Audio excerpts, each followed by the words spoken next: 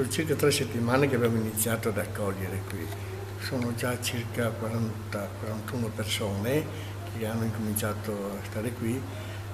Vedo un po' ancora indaffarati, non del tutto sistemati, però è scaduta quella preoccupazione che c'era, quell'ansia per il fatto di lasciare, cominciano già a ammiccare, trovarsi bene, li vedo un po' con volti cambiati verso il sorriso rispetto a prima che erano cupi quando sono arrivati.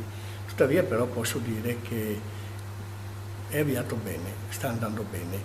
Ci sono già presentate delle persone per offrirsi a fare qualcosa, qui c'è molto bisogno perché in tutti bisogna fare tutto e quindi è un buon segno, un buon auspicio di persone volenterose.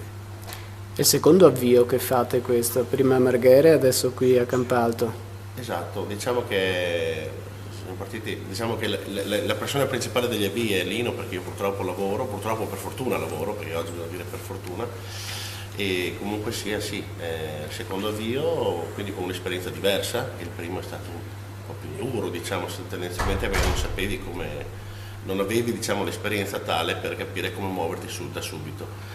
In realtà questo è sempre pesante perché ovviamente bisogna essere presenti dalla mattina presto alla sera tardi, perché non si sa a che ora arrivano le persone, e per dare proprio il benvenuto da accoglienza vera, quindi non diamo degli orari, non diamo nulla, ognuno viene quando può, perché poi i figli o i parenti vari hanno il loro lavoro, quindi qualsiasi ora del giorno, anche in pausa pranzo, tutte queste cose qua, accettiamo tutti in qualsiasi momento. Ovvio che diciamo che qui abbiamo riempito molto più veloce di Marghera, forse no? Stati molto più veloci. Ovviamente adesso si cominciano a vedere, come diceva Lino, i primi gruppetti la sera cominciano anche a scambiarsi qualche idea e comincia a prendere forma, diciamo così.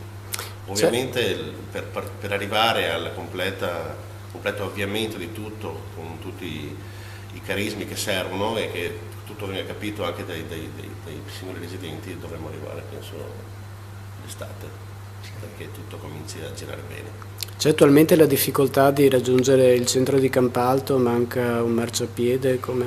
Qui purtroppo è una pena grande, la gente ha paura di uscire, quindi noi li indichiamo, le suggeriamo di andare via sempre assieme, anche perché non sono pratici, poi è scomodo arrivare anche per quanto riguarda le questioni burocratiche, cambio residenza, cambio del medico, bisogna andare tutto a Favaro. Devono prendere i mezzi e non c'è un mezzo diretto, perché o si va a Venezia o si va a Marghera, 5 e 15 come autobus. Bisogna andare al centro, prendere il 19, che poi sbagliano, prendono la parte opposta e vengono a casa la sera, partendo la mattina, è capitato. Vabbè, Qualcuno si è persa anche. Diciamo che quella dell'autobus è anche divertente, il problema è che proprio c'è il rischio, la strada è alta percorribilità, non c'è spazio per camminamenti, quindi siamo proprio sul ciglio strada e possiamo ben intendere che un anziano non ha la sicurezza di potersi muovere. Io personalmente, che da giovane, starei molto attento e camminerei guardando le macchine che mi vengono incontro, perché non è una strada assolutamente